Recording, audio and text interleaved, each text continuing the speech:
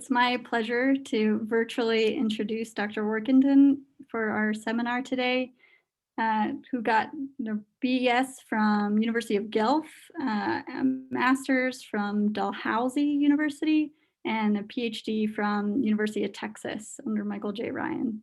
And the probably most interesting thing about Dr. Warkentin's current appointment at Boston University is that she's not only a biology professor, but also a professor in women's gender and sexuality studies as kind of a joint appointment.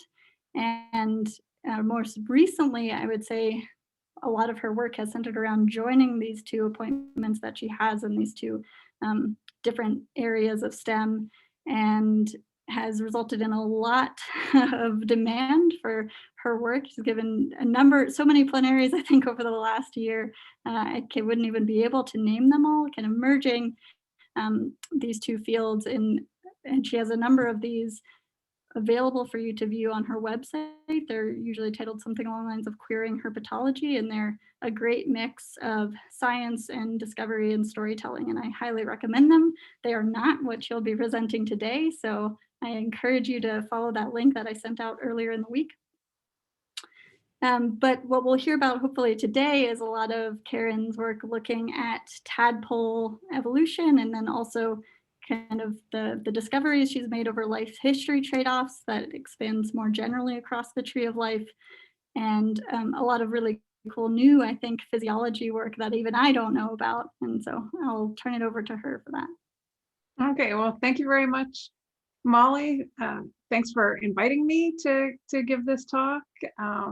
I've had some really great conversations today. It's been fun to get to catch up with some old friends and hear about interesting new work that your students are doing.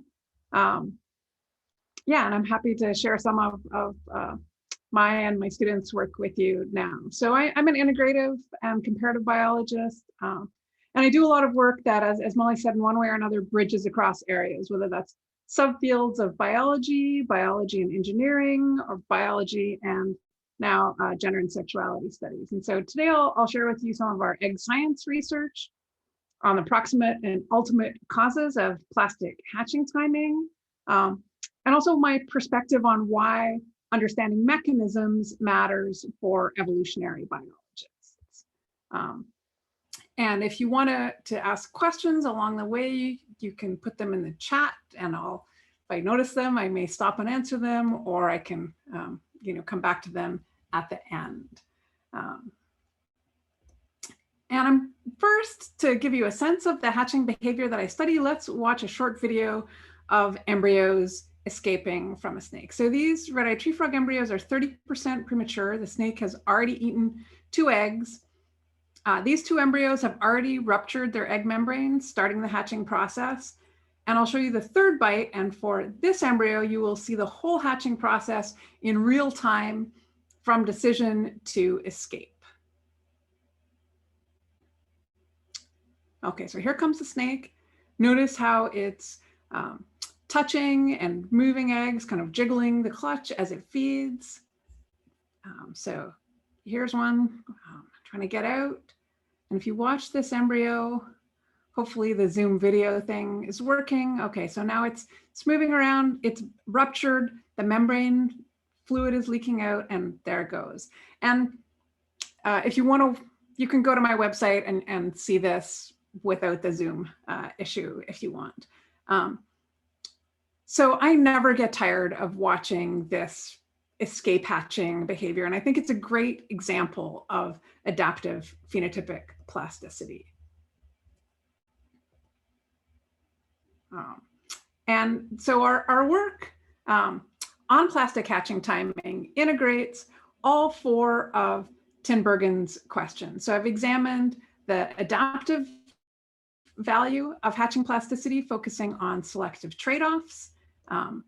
We've done phylogenetic analyses, both within lineages and then broader comparative studies. Today, I'm going to focus mostly on the hatching process, how it's regulated, what cues embryos use, and how development changes both what they can do, their abilities, and what they should do.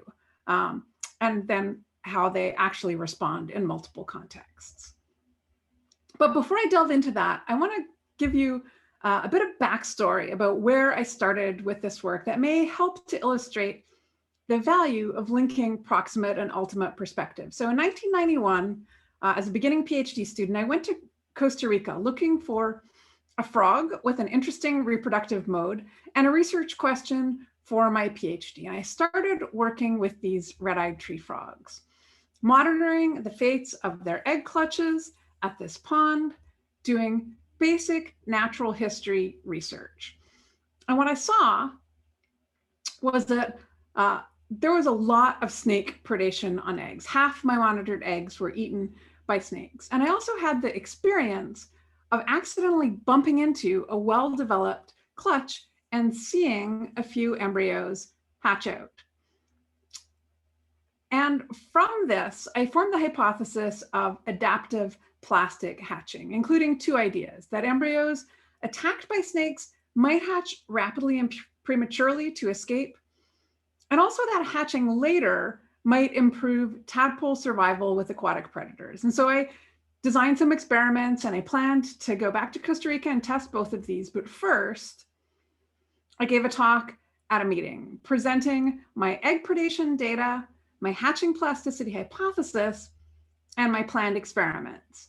And some senior colleagues were very skeptical, saying that there is no way that frog eggs can hatch fast enough to escape from a snake. And there is no way a small difference in hatching age affects tadpole survival. In other words, we already know that your hypothesis is mechanistically impossible. So like, why bother testing it? Well, of course, I did go back to Costa Rica and I did the experiments anyway, documenting snake-induced hatching in cages and also at the pond. And I found a land to water risk trade-off and larval stage benefits of hatching later. So I was like, great, I have the data. I'll submit this work for publication.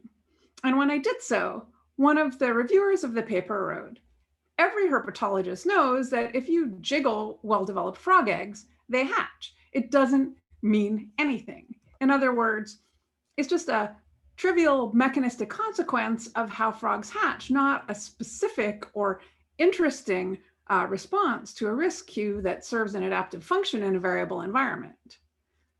Well, mechanistic plausibility is absolutely a reasonable criterion that we use to evaluate hypotheses. But if we don't understand enough about mechanism to begin with, generalizations can lead us astray. And so we need to look at these questions empirically. So I really built my career asking empirical questions about hatching. And we know that for many animals, hatching is a critical transition when developing embryos leave the protection and the constraints of their egg for new opportunities and dangers outside it. And the best time to hatch can vary. So we now know that environmentally cued hatching timing is really widespread, from flatworms to fishes, from mollusks to mammals. And in amphibians, basically all families that have been tested so far, to my knowledge, embryos can alter their hatching timing. And they respond to a whole bunch of different biotic and abiotic factors using cues in multiple sensory modalities. So it turned out to be really widespread. Many amphibians have the ancestral reproductive mode in which eggs and larvae are both aquatic, but there's a lot of diversity. And in frogs alone, there are at least 50 origins of terrestrial embryos that hatch into aquatic larvae. And so this habitat switch at hatching cleanly separates selection on embryos from selection on larvae, and it facilitates research on hatching timing. So we've studied hatching plasticity in 3 such lineages, working with hourglass tree frogs, red-eyed tree frogs and their relatives, and many different glass frogs. So as my student My first PhD student, Justin Touchon, discovered hourglass tree frogs can actually plastically lay eggs either on land or in water. And their embryos can develop normally in both places. So they share at least some aspects of physiology with fully aquatic eggs. Red-eyed tree frogs and their relatives have a long history of obligate terrestrial egg laying, and flooding can kill embryos too young to hatch, and it induces early hatching in all phylomedusaeans tested. Glassfrogs also have fully terrestrial eggs, and my student Jessie D'Elia found that in fact they all have parental care. Care duration varies a lot from a single night to many weeks, often long past hatching competence or the obligate embryonic period. And they also have parental care, and that really changes the embryo's environment. This, however long it is, it's going to be different. So in all three lineages, embryos face a trade-off between terrestrial threats and aquatic threats. So hatching changes selection pressures. We know the most about escape hatching function in red-eyed tree frogs, whose embryos hatch early to escape from snake attacks and wasp attacks and fungal infections and flooding and drying and basically everything that we've tested that kills eggs that are too young to hatch. Hourglass tree frogs and glass frogs also suffer egg mortality from predation and drying, and they can hatch early to escape. But of course, glass frog parents can protect embryos from some of these same threats. So in all three lineages, embryos hatch early to escape from different threats to eggs. But in undisturbed clutches or parentally protected clutches, embryos hatch later, entering the water larger and more developed. And in glass frogs, really way more developed.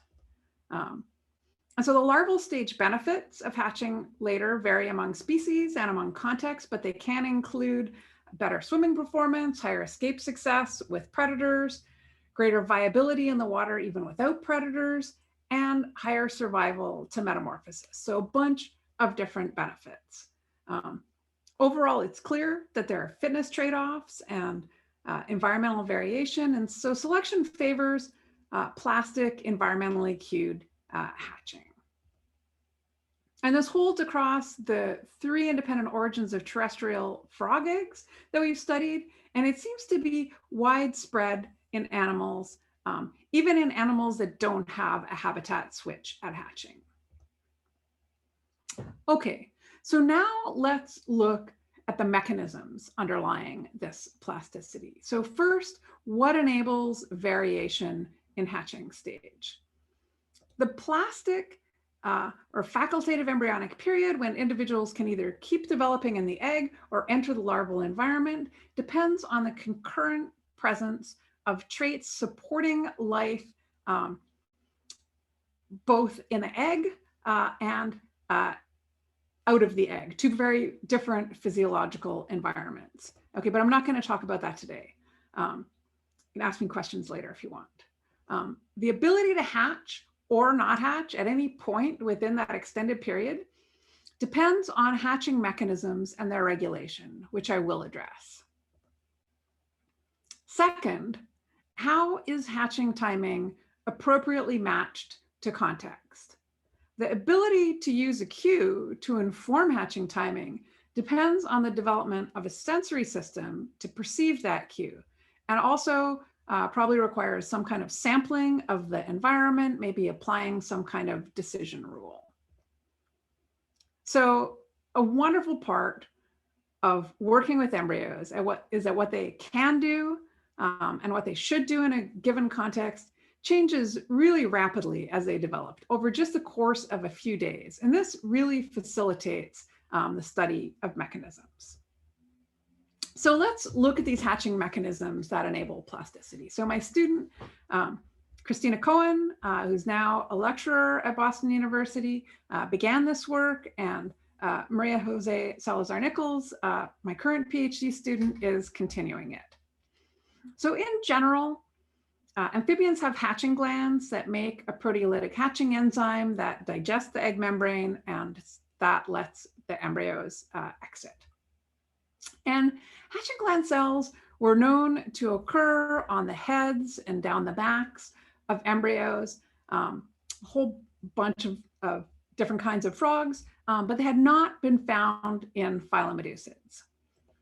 And in a few aquatic breeding species, we knew the enzyme was released gradually, sort of as it was synthesized, starting often days before hatching, and then it slowly weakened the membrane. And in a few more species, we knew that hatching glands peaked in abundance and began disappearing long before embryos actually exited the egg. So this kind of slow, apparently unregulated developmental process clearly is not a great candidate mechanism for escaping from snakes. But generalizing from a few aquatic breeding species to like the whole diversity of frogs was premature.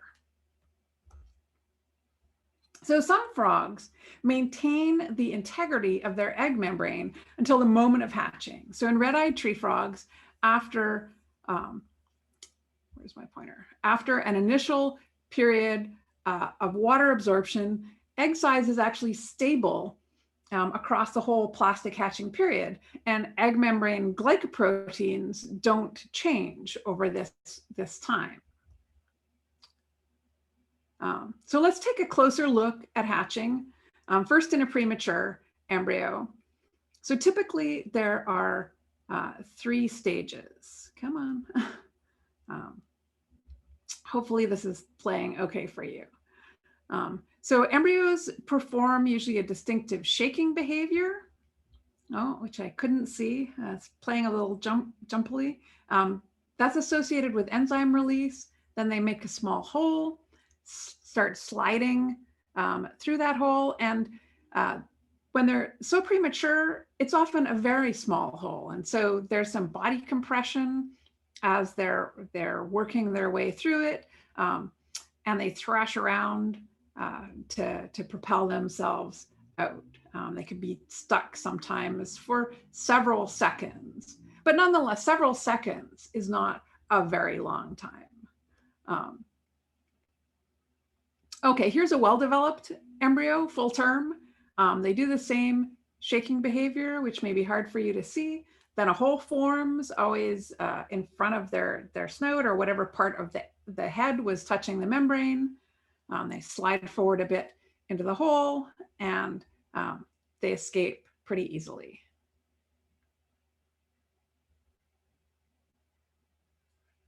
It's just gonna, yeah, there you go, one tail flick. Okay. So seeing how they do this, we took a closer look on the snout of the embryos. And Christina used scanning electron microscopy to look for hatching gland cells on the snout. And we'll zoom in on this region between the nares above the mouth at 2 developmental stages. So Christina actually found 2 different kinds of hatching gland cells that are present at different developmental stages. We're calling them early and late based on when they appear. The early ones resemble hatching glands that are known from other tree frogs, such as Dendropsophis, in their morphology, in their distribution, and in their ontogeny. They're abundant in early stages, but they actually disappear long before spontaneous hatching. The late ones appear to be evolutionarily novel. They persist until hatching, whenever that occurs, and then they are subsequently lost. And we know that they're not,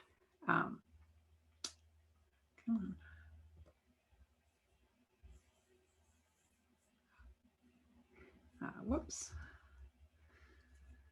We know that this isn't a change in morphology of the same cells, because here at 4 days of age, we see both present, and the early ones are regressing as the late ones appear. Both cell types express the same hatching enzyme gene, starting well before the cells actually appear on the epithelial surface. And they accumulate large amounts of hatching enzyme protein, here marked in green. So these are Maria Jose Salazar-Nichols confocal micrographs. So these cells are storing up vesicles of hatching enzyme. This is a cross-section through one of the late cells just before hatching. And then they release that basically all at once when they want to hatch. This is just seconds after hatching. Also, and we just learned this recently, the enzyme release is spatially controlled based on what part of the head contacts the membrane during hatching. So these cells over here have been used, but these ones all are still full of enzyme. And this embryo could make another hole or 2 more holes if it needed to. All right, so here's a timeline of Agalychnis callidryas development. The appearance of the early hatching gland cells matches and presumably enables the onset of the earliest cued hatching. Then late hatching gland cells appear later and they persist while the early cells regress. So they might both play a role in some hatching, but those early cells are gone long before spontaneous hatching occurs. And then the persistent late cells enable safe embryos to develop for longer in the egg without losing the ability to leave it, basically at a moment's notice. Also, unlike what has been described in other frogs, both of these cell types have rapid regulated enzyme release, enabling rapid hatching over a broad developmental period. Also, glass frogs seem to have similarly rapid regulated hatching mechanism. Over periods of many days to actually weeks, they can either continue developing in intact egg capsules, or they can hatch rapidly in response to predator attacks. And very conveniently, our custom antibody also works with the glassfrog hatching enzyme. And there we can see that their hatching gland cells also appear densely concentrated, particularly on the snout. This is a dorsal view of the head of an embryo. So the ability to delay hatching beyond hatching competence seems to be something that's really important for embryos to be able to fully benefit from prolonged parental care. Care changes the embryo's environment, changes how selection acts on them, so it should affect their evolution. And in some species, like Ikakogi tyrona here, parents care for just one egg clutch at a time, and they actually abandon embryos before they're capable of hatching. But in other species, fathers in particular can care for eggs long past hatching competence. And they do so particularly when they continue receiving new clutches. So this shows the magnitude of hatching plasticity, or how long undisturbed embryos can delay hatching after hatching competence, versus the mean care duration. And they're both measured relative to the obligate embryonic period. And in green are species where males care for multiple clutches. So Jesse D'Elia found that evolutionary changes in care duration and hatching plasticity are positively correlated. We think extended care may select for embryo traits that enable longer development in the security of a guarded clutch, but without losing the ability to hatch earlier if need be, like if their father was eaten by a snake or something.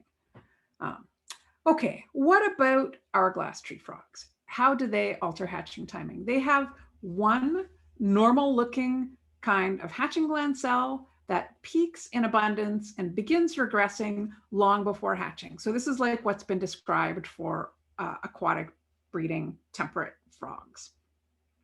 Their membrane gradually loses integrity, starting long before hatching, and well-hydrated eggs continually swell until hatching, as in aquatic species with gradual enzyme release.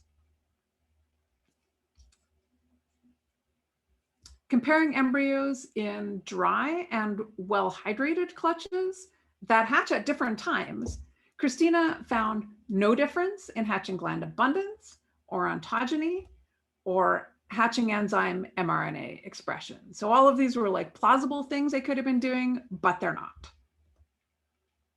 Then she used forceps to simulate insect attacks. So these are also attacked by wasps and ants. And if you watch here, you will see these embryos rapidly digest holes in their membrane and slide out.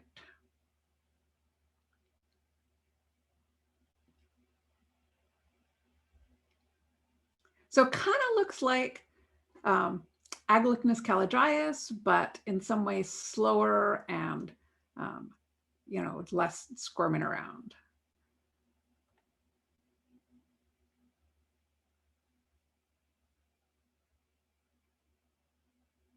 There it goes, just sliding out. Okay, similarly, comparing sections of hatching gland cells before and after hatching suggests acute enzyme release. I know this is hard to see the cells in this view, but so here we've colored in the vesicles and the outline of the cell. And so it's not as dramatic as in callidryas, but we see fewer vesicles and higher in the cell after hatching than before hatching. So it suggests there's also some acute release of enzyme in these attacks. Okay, so like some aquatic breeding frogs, hourglass tree frogs seem to gradually release hatching enzyme over a few days, slowly weakening the capsule, but they can still use acute enzyme release to speed hatching when they're threatened. And that suggests that maybe some other species with gradual enzyme release also have some regulatory capacity for this process. But stopping gradual enzyme release is probably critical to maintain egg capsule integrity and enable embryos to extend development in safe eggs, like we see in phylomedusids and centralinids. Okay, so we've looked at hatching mechanisms and how their regulation enables hatching plasticity. Now let's consider how hatching timing is adaptively matched to different contexts. We've seen that hatching mechanisms can change developmentally, so can cue use, cue sampling, and decision roles. So I'm going to focus now just on red-eyed tree frogs. And we know that these embryos use cues actually in 4 different sensory modalities, including light, oxygen level, egg motion, and physical contact. So light cues inform the diel timing of hatching in undisturbed clutches, which normally peaks just after dusk. Continuous light delays hatching, and continuous darkness desynchronizes hatching. So in some fishes and marine invertebrates, timing hatching to diel and tidal and lunar patterns is important for larval survival. And this kind of cyclic timing might also be true for frogs, but we really don't know. That hasn't been well studied. So hypoxia is what cues early hatching when eggs are flooded. And the oxygen level around eggs is depleted pretty quickly, but the hatching response is not immediate. And this is because embryos in air can also experience hypoxia. If the embryo turns away from the exposed egg surface because there's really steep oxygen gradients inside these eggs. And embryos need to maintain their external gills near the air exposed surface to get enough oxygen. And in fact, they actually have muscles in their gill trunks and oxygen sensors on the gills that enable this. And the very earliest behavioral response that we know of that starts from the neural tube stage is to orient their head toward the air. And they use ciliary rotation to return to that position if they are displaced. Similarly, their first response to hypoxia is to change position, which they do repeatedly if they're flooded. This video is playing at twice normal speed, and we consider this to be oxygen sampling or search behavior. And it's really different from the hatching behavior that I showed you earlier. So we've quantified this. This shows how many positions embryos sampled before switching to hatching behavior and leaving the egg at different ages. And we see that more developed embryos hatch after less time and fewer positions sampled, and thus I would argue based on less information.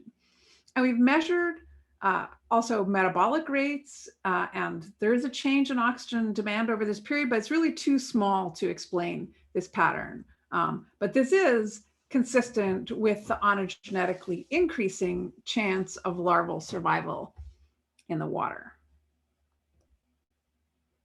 Okay, so in predator attacks, embryos use mechanosensory cues, including egg motion or vibration, which can transmit through the jiggly, gelatinous structure of the clutch, and also direct physical contact cues. So egg motion cues are fundamentally ambiguous because embryos also experience frequent benign vibrations, for instance, in torrential tropical rainstorms. And the physical structure of the clutch creates similarities in vibrations from any source.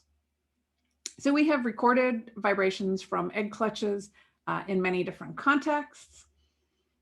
And we have done playback experiments presenting recorded exemplars of natural disturbances and also simple synthetic stimuli through a variety of different playback systems that we have designed and built over a period of about 20 years. Mostly this has been a long-term collaboration with vibrations engineer Greg McDaniel. And from this, we know that vibrations recorded in attacks can induce hatching, but most vibrations, such as rain, don't elicit hatching. And we also know that changing vibration properties changes the hatching response. So there are multiple temporal and frequency properties that affect hatching in different ways, and earlier vibrations can either increase or decrease the response to later vibrations. It's really pretty complex, and each property seems to add information and reduce the risk of false alarms. So this vibration-cued hatching in red-eyed tree frogs is a very specific response.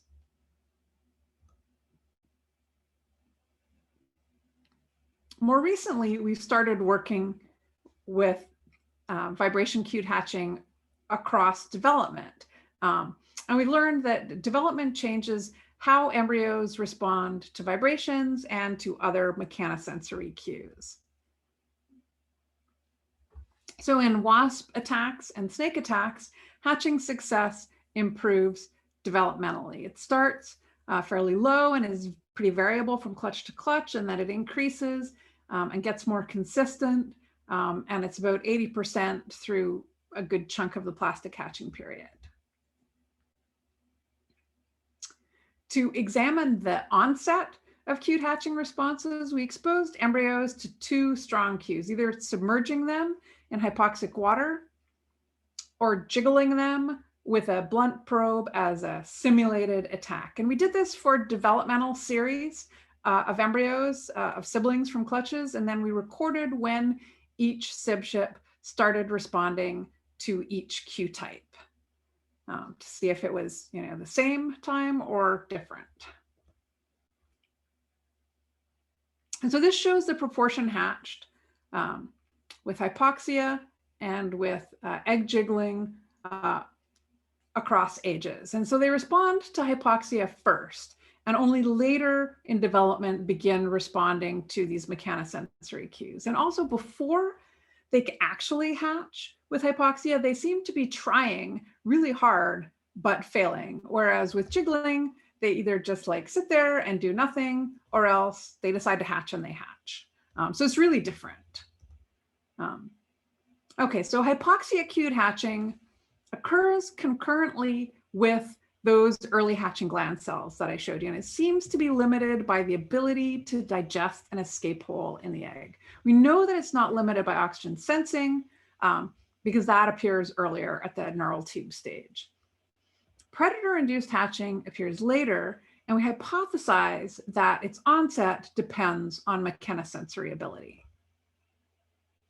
So, how do embryos sense vibrations? This is Julie Jung's work. Here is an embryo of Agalychnis callidryas, and there is its ear. The little white things are otoconia, like fish otoliths.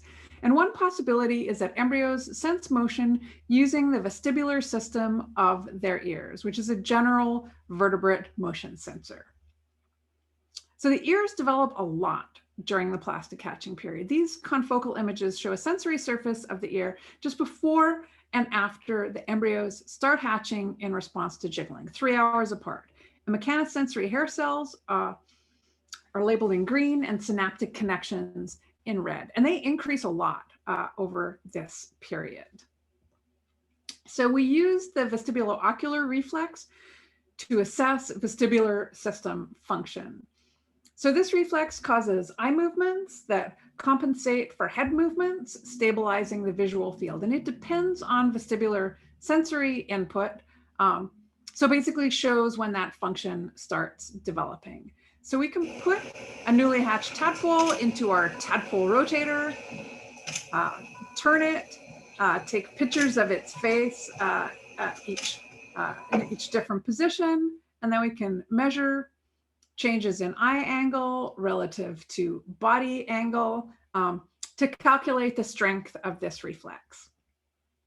So this shows VOR amplitude from developmental series of 5 SIB-ships, and it increases dramatically at 4 days, congruent with the onset of escape hatching from predators. So we focus on this period of most variable response to compare VOR with hatching responses to mechanosensory stimuli using our egg jiggling assay. And we found that VOR amplitude predicts hatching actually much better than developmental stage does. Embryos whose ears work are much more likely to hatch when they're jiggled compared with those whose ears don't work yet. And this is consistent with a role for the otoconial organs in sensing physical disturbance of the eggs. But some embryos with low or even no VOR did hatch when jiggled, suggesting another sensory system is also involved. So another candidate is the lateral line system, which is a system of mechanoreceptive neuromasts distributed on the skin of tadpoles. Here they're stained with diaphs, those little orange spots. And this is a system that tadpoles, also fishes, use to sense water motion. And neuromasts appear before mechanosensory cued hatching begins, but their numbers are increasing really rapidly through this period. So we used the antibiotic gentamicin to temporarily ablate the lateral lines of embryos, verifying that this treatment did not alter ear function. And then we exposed these animals to our jiggling cues. And we tested at several different stages, just before and after the onset of vestibular function, after vestibular function was well established, and then close to spontaneous hatching. So before the onset of vestibular function, lateral line knockouts in red have a severely reduced hatching response. So lateral line function does precede ear function and enables some very early attack-induced hatching. And then as embryos develop further and vestibular function strengthens, the lateral line still contributes to the hatching response.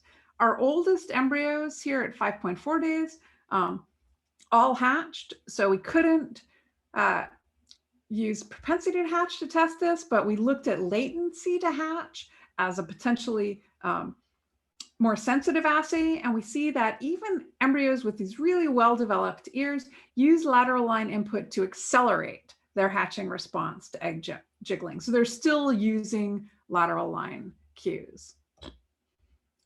In contrast, in motion-only vibration playbacks at the same age, we found no effect of lateral line function, either on the proportion hatched or on hatching timing, which suggests that not all types of physical disturbance stimulate the embryonic neuromast. So some embryos in clutches attacked by snakes might have 2 mechanosensory systems warning of danger, whereas others just have 1 mechanosensory system warning of danger if they're farther away from the snake. Okay, so the onset of predator-induced hatching isn't limited by hatching ability. It seems to depend on the ability to sense physical disturbance cues. It's strongly associated with both vestibular and lateral line function. When these systems come online, embryos gain new channels of sensory input, letting them assess physical disturbance cues and respond to a greater range of threats. And then as embryos continue to develop, the threshold for vibration detection drops substantially as their ears grow, further expanding their sensory world.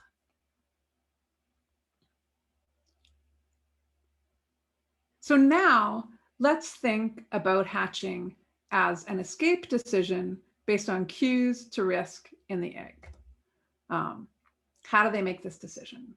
When embryos perceive a cue, they basically have 2 behavioral options. They could hatch or they could wait, and they could make the right decision, or they could make 2 different kinds of mistakes. If they hatch early when they didn't need to, it's a false alarm. And if they fail to flee from danger, it's a missed cue. And embryos have to balance the costs of these 2 different kinds of mistakes.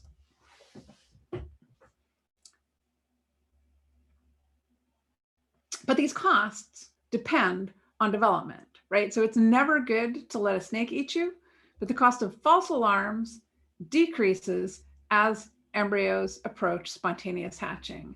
So the young embryos face a really strong trade-off. They need to avoid both missed cues and false alarms. But older embryos approaching spontaneous hatching should accept more false alarms to avoid costly missed cues. We've done several playback experiments with simple synthetic stimuli at 2 different ages to test for ontogenetic adaptation in decision rules. And the basic idea is that younger embryos should accept more missed cues to avoid false alarms, and older ones should accept more false alarms to avoid missed cues. And so we need to distinguish adaptive ontogenetic change based on this changing trade-off from just a general developmental increase in the likelihood of hatching. And so to tease these things apart, we used what we already knew about the responses of 5-day-old embryos to vibration pulse duration and interpulse interval to design stimuli for 2 experiments. So yellow here shows high hatching. This is the pattern that elicited the most hatching, and it serves as our positive control. And then for each experiment, we designed 2 other stimuli to elicit low but detectable hatching, but to differ in some relevant properties. So the first set differed in sampling cost based on cycle length. And for longer cycles, each sample of the pattern takes longer and thus entails more risk to gather. And the second set held cycle length and the sampling cost constant, but it differed in how close the stimuli were to the positive control in temporal pattern space. And so we considered the more similar stimulus to be less clear or more ambiguous.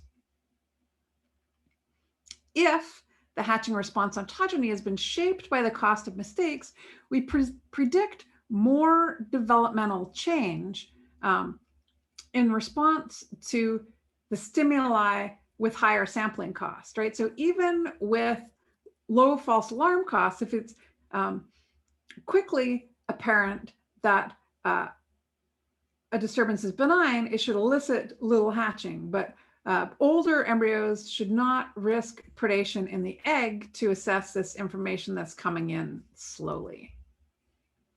Similarly, we predict more change with the more ambiguous stimulus if the nature of a disturbance is not clear, then younger embryos facing a high risk of predation in the water might choose to stay in the egg, and those facing a lower risk of predation in the water might opt to hatch. So we found a greater developmental increase in hatching in response to the slow, costly to assess stimulus, and less in response to the cheap to assess stimulus and the positive control. And moreover, the latency to hatch also decreased with development as expected. Older embryos made their decision faster based on less information. Similarly, as predicted, we saw the greatest developmental change in response to the more ambiguous stimulus. And again, older embryos hatched faster, taking less time to assess cues. More recently, we've examined ontogenetic changes in how embryos combine information from different cue types using a new playback system that lets us shake eggs in a tray, rub them while holding them in place, or shake and rub them simultaneously. And we predicted that for younger embryos, multimodal cues would elicit the most hatching, but older ones might treat motion and contact cues as redundant, and so the responses would converge. And we presented these cues alone and together at 2 ages using 2 different stimulus patterns. And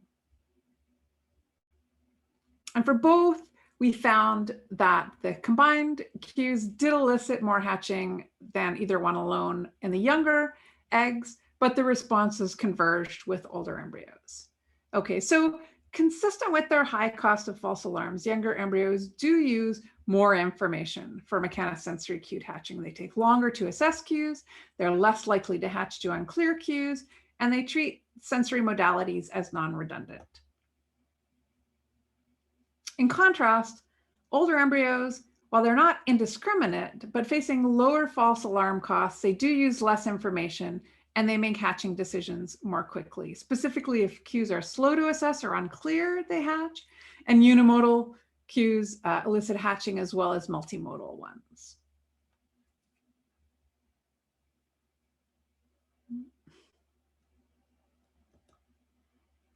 So to summarize the ontogeny of hatching cue use, we know oxygen sensing begins very early. Hypoxia cued hatching begins as soon as they can digest a hole in their egg, and oxygen sampling decreases thereafter, consistent with this decreasing cost of false alarms. Motion cued hatching begins when mechanosensory systems develop, but its amplitude threshold drops as ears and lateral line grow. And decision rules for mechanosensory cued hatching also change with the changing cost of mistakes. Finally, spontaneous hatching is timed to diel cycles using light cues.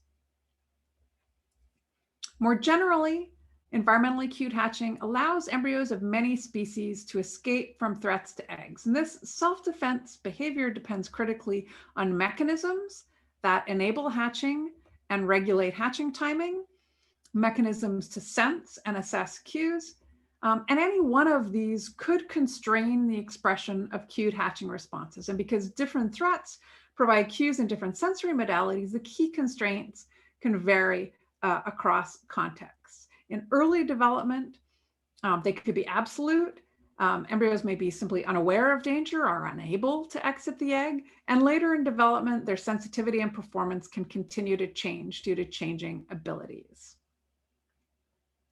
In addition, changing fitness trade-offs as embryos develop alter their behavioral optima. What they should do in a given context changes, as does the best sampling strategy they should use to inform their decisions. And this favors ontogenetic adaptations, so behavior or other traits change consistent with the changing optima. And of course, fitness trade-offs at hatching can favor plasticity and lead to evolutionary changes in underlying mechanisms, and changes in mechanisms can change what embryos can do and sometimes what they should do. So I think that integrating work on mechanisms and behavioral and evolutionary ecology is really critical for understanding how developing animals respond to their environment. Of course, it can also be useful at later life stages. So I just want to thank the frogs for all the years spent watching them and for just doing what they do, regardless of what anyone thinks they should do. I want to thank my biological family for raising me in Kenya and Canada. So as long as I can remember, I've known that environmental variation matters and the best thing to do depends.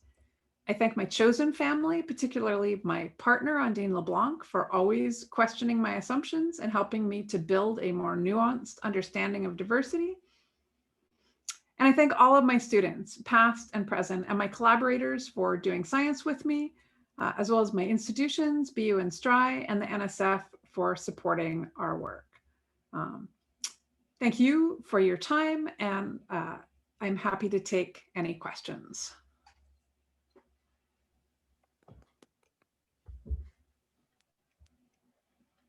Thanks, Karen. I'll open the floor up for questions, or you can chat if you prefer.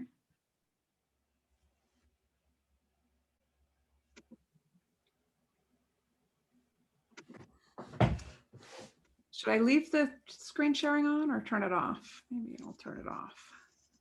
Al, looks like you have a question. Yeah, I have a question about, it was a wonderful seminar. Thank you. It was great to see all that the new work on the experimental, the combinations of cues and stuff. That's fantastic. I was wondering about the hatching glands and the enzymes they produce. Knowing nothing about frog hatching history or physiology, are both the components of the egg membranes and the hatching enzymes highly conserved phylogenetically? Do they vary? Are they independently evolved in different groups of arboreal breeding frogs and that sort of stuff? Is anything known of all that? Yeah, so hatching enzymes, I think so they're zinc metalloproteases, and they are really very broadly conserved. So I mean, there's variation in them, but yeah, like, yeah, very, very broadly. Not just frogs, right? But like fish and sea urchins and yeah. So arboreal or terrestrial eggs don't differ in any substantial way from aquatic eggs in terms of the composition of the membranes or the types of enzymes. Well, and so the membranes, right? So the membranes are also, they're basically glycoprotein membranes. You know, it's a really good question, Al, and I think like the short answer is these things are pretty conserved, but on a finer scale, I think if we get into the details of what is different, we probably will find things. And we know more about fish. So there are some fish that have two different hatching enzymes. They call it like high coriolytic enzyme and low coriolytic enzyme that digest different components of the egg envelope. As far as I know, all frogs, I mean, there's been no frogs that have been described to have this gene duplication, but that doesn't mean that no one will find one, because people have looked at fish hatching enzymes a lot more. And it wouldn't surprise me if there was some, like maybe it's relatively subtle, but maybe it's functionally important. differences, either in the enzymes, in the egg envelopes, or both. And so Christina, who cloned the hatching enzyme gene and on whose, which basis we made that antibody, et cetera. So she is now actually back at BU as a lecturer, but hopefully she'll be able to do some research. And she's really interested in, she did a postdoc that was more molecular. And so in like synthesizing, like making bacteria synthesize different hatching enzymes from different frogs. Like you could start with just comparing like Agalychnis and Xenopus or something, and actually doing like the enzyme kinematics and stuff to assess differences in the enzymes and in their activity. So that, like, we really don't know about that. Great. Thanks very much. You're welcome. Let's see. Okay, thank yous in there, but not questions in the chat. Other questions, comments? Quick question. That was a good look. I was curious if there's communication across the eggs, like if there's some dissipation of a chemical signal to eggs that are farther away from the stimulus, but can kind of ready them for ejection. Yeah, so that is a really good question. And I have asked it in 2 different ways, maybe 3 different ways. And each time the answer was no, but it's one of these things where, I may not have thought about the right way to ask it. So I would say there's no evidence that red-eyed tree frog eggs are communicating with their sibs about risk. Everything that we've looked at suggests that they're making individual decisions about this.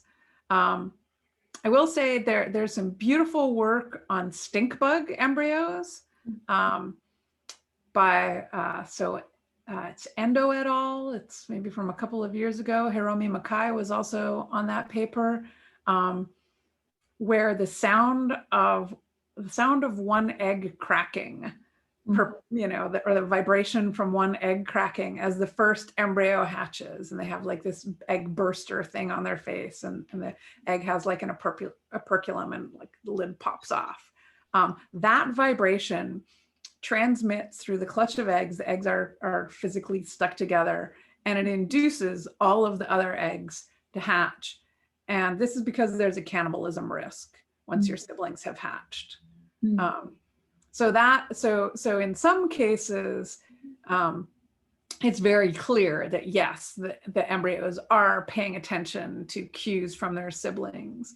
And similarly in pig-nosed turtles that Sean Duty has worked with. So these are laid in the banks of Australian rivers, and then they incubate, and when the rainy season returns and water levels rise, that is when they hatch. So they have hatching plasticity and respond to that cue. So they respond to submergence with hatching, but they also respond to vibrational cues. And like if some embryos hatch, maybe that are like at a lower level in the nest that were flooded, and they're like scrabbling their way out, that physical disturbance will cause the siblings to hatch. So they hatch much more synchronously if they get the mechanosensory cues than if they were just going to wait till each of the individual eggs was flooded. So there definitely are embryos that do that, but we don't have any evidence that red-eyed tree frogs are among them. Cool. That's awesome. Thanks. You're welcome. I have a question. Is there any evidence of local adaptation in the sense that populations that have been experiencing either chronically high or chronically low predation risk have adapted by navigating that missed cue false alarm trade-off differently by their geographic location or something? Yeah, that is a really good question, and I don't have an answer for it.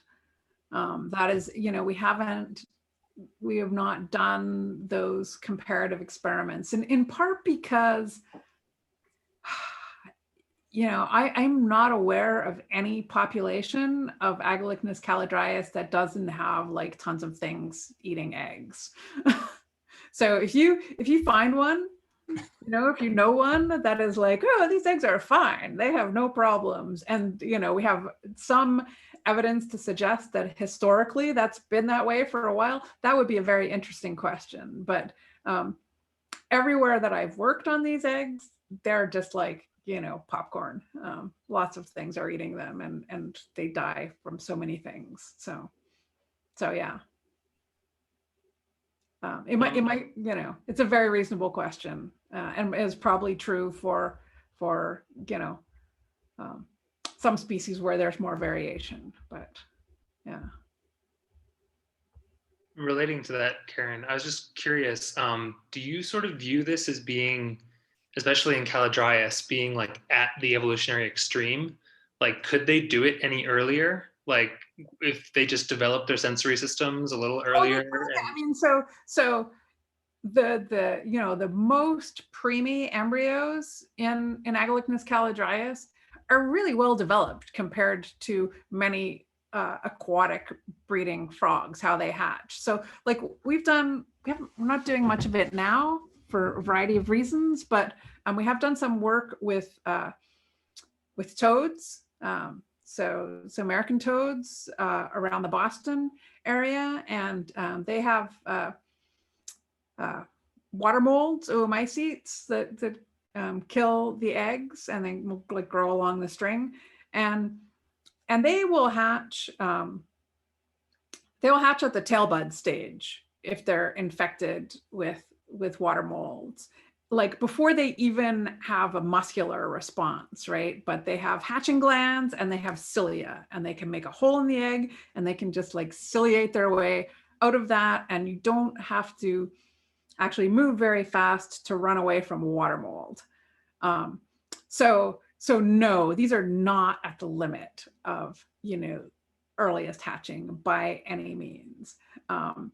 Nor are they at the limit of the latest hatching. I mean, the glassfrogs, you know, if you saw those pictures, the glassfrogs get much more developed in ovo if, you know, if they have like a attentive father looking after them, and, you know, nothing bad happens. Particularly the species where males keep calling and accumulate multiple clutches, because like they keep getting new clutches, and they'll hang around, and they'll still look after their older eggs. Those eggs can, yeah, they could be there for like a month or something. So is the like set of adaptations then more about like delaying hatching, like maybe early hatching, sort of a misnomer in some ways? Yeah. I mean, I think, you know, it's complicated, right? So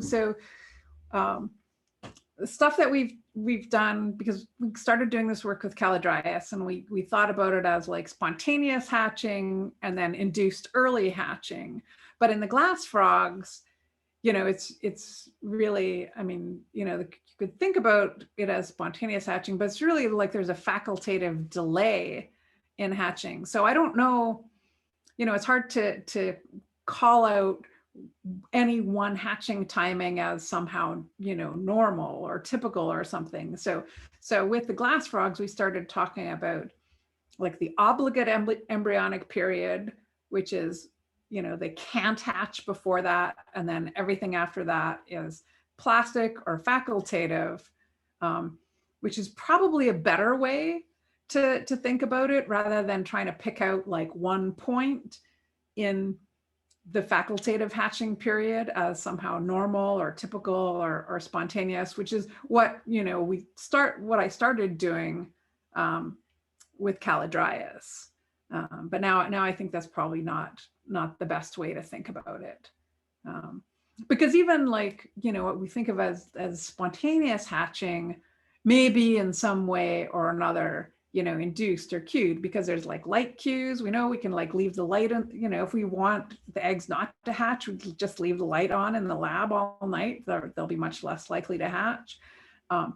Depending on the weather, they can develop faster if it's warmer, but that might also influence their hatching timing, combinations of like temperature and hydration and stuff.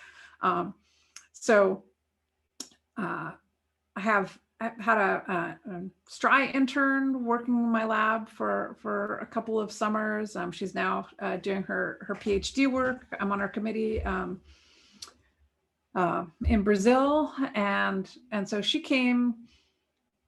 actually wrote me, and she had been working on physiological ecology and voluntary thermal maxima of frogs, and she was like, I want to come and test for whether hydration influences the voluntary thermal maximum of embryos. I'm like, embryos have a voluntary thermal maximum? Do we know this? I've never seen them just like hatch if you heat them up. Of course, I hadn't done that experiment, but I was like, it's not a question that I would have thought to ask. But she was like, oh yeah, it's like, they totally could. I'm like, okay, whatever, you have money, come and test it.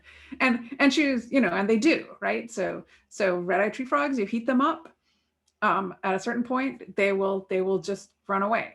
They'll hatch. And if they're drier, they will tolerate less heating, right? So the temperature at which they hatch depends on how well hydrated they are. And actually the, well hydrated egg has amazing buffering capacity for thermal gain. So they will they have evaporative cooling is real.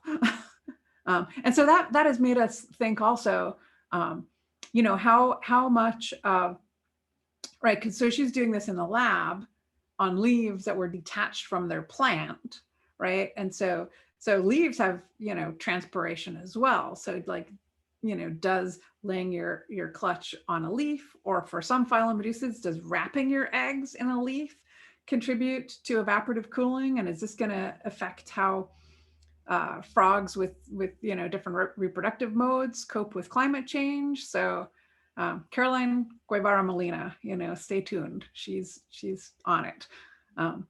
Yeah, so that's they never cease to amaze me, the embryos.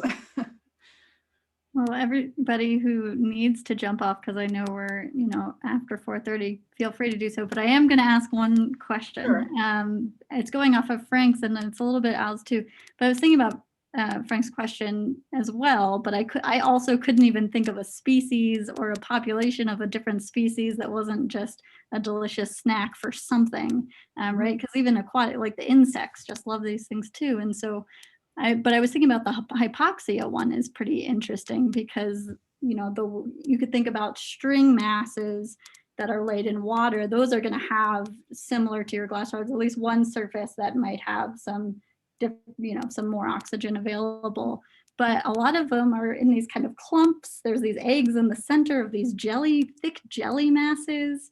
And I have no idea what's going on with oxygen in that circumstance, but it seems like there could be a lot of variation in, how they're dealing with that hypoxia, whether they're thinking or reacting to hypoxia or not. Yeah, so in callidryas clutches, if embryos are like completely 100% buried under their sibs, like most eggs have some air exposed surface, and they need that. If they're 100% buried, they'll die. If they have like 15% exposed, they will just sit there with their gills up against that little window, and they will be okay. They will develop like pretty much at a normal pace. If they have somewhere between 0 and 15%, their development will be slowed down, but they can still make it. And so you'll see this whole, the whole clutch is, most of them have hatched out, and you have these few stragglers that are a little behind, and they'll hatch like a day or two late. Looking at other species, there's a lot of variation. And so there's with aquatic egg masses, some of them have they have little tunnels through them. There's convection currents. There's really cool stuff, right? So there are ambystoma eggs that have a specialized algae that lives inside the eggs, actually even gets into the embryo tissues that is giving them oxygen. Yeah, there's a lot of adaptations there. I think actually that hypoxia is a very generalized issue, right? Getting enough oxygen for eggs. So there are snails that they move in their egg mass. So like normally these are large eggs with small embryos, so they can move around inside their egg. And normally they're toward the center of the egg mass, but then if it gets hypoxic, they move toward the outside of their egg mass. They also increase their ciliary rotation rate. So there's this paper called the embryo stir bar hypothesis. And those snails, that behavior is mediated by the very first pair of neurons they develop. So it's like, got a nerve, what are you going to do with it? And it's like dealing, kind of behaviorally with this oxygen problem. So I think, like across embryos, across animals, embryos, this is an issue, and there are like lots of cool different ways to deal with it, whether that be like morphologically. And I don't know what the videos looked like over there. They seem to be like playing a little slow and jerky, but we have now like so many beautiful close-up embryo videos, and they, you see them like they move and then they put their gills up, and they move and they put their gills up, and they're like, just going around the egg looking for where is the oxygen. Yeah, Maho is doing staining of the gills, like looking at oxygen sensors on the gills. And ultimately, I don't know that she'll get there with her PhD. I'll probably have to have more students working on this in sequence. But now that we have, so we have a pretty good idea of what's going on with the vibration sensing, and she's working on like the enzyme release, and it would be great. And now have oxygen sensing. There's got to be some linkage, right?